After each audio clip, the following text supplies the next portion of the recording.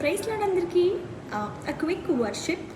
నేను ఒక పాటను పాడాలనుకుంటున్నాను. ఒక చరణం పాడతాను. మీకు తెలిసిన వాళ్ళు ఈ పాట ఏంటి అని చిన్న గెస్ట్ చేసి కామెంట్లో పెట్టండి. మనం ఎక్కడ ఎలా ఉన్నా సరే దేవుని స్తుతించాలి కదా.